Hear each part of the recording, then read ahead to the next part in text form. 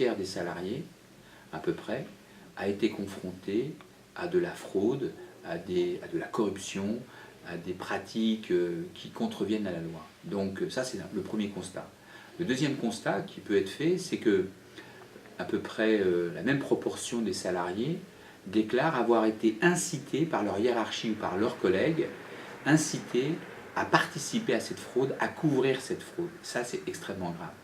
Et enfin, un troisième constat, c'est que malgré tout, les salariés, à une grande majorité, ont décidé d'avoir une position éthique et de ne pas participer à des pratiques condamnables. Autre constat qui est important, c'est que malgré tout, il y a une sorte d'angélisme qui règne, puisque les personnes qui, en fait, seraient un jour désireuses de lancer une alerte, considèrent qu'elles seraient protégées par leur hiérarchie et par leurs collègues, alors que lorsque l'on interroge les lanceurs d'alerte, tous disent que c'est un chemin de croix, qu'ils ont été isolés, attaqués et licenciés.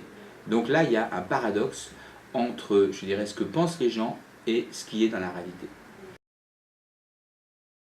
Le CHSCT est une institution essentielle puisqu'elle donne un cadre collectif à cette pratique de lanceur d'alerte. Alors qu'auparavant, on avait simplement des gens qui prenaient des risques à titre individuel.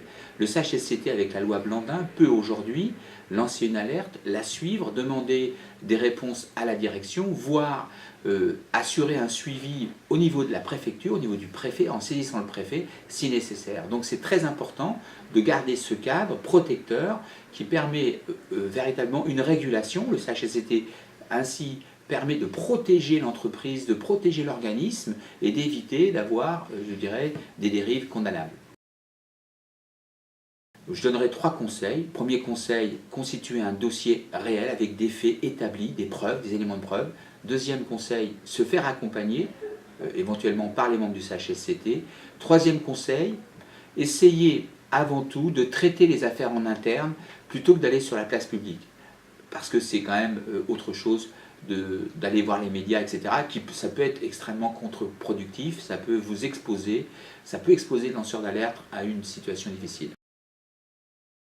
Je pense qu'il faut impliquer beaucoup plus les organisations syndicales dans cette démarche, non pas en substitution aux ONG, parce que les ONG font leur boulot, mais pour donner justement un caractère plus collectif et plus régulateur à cette pratique qui doit se poursuivre.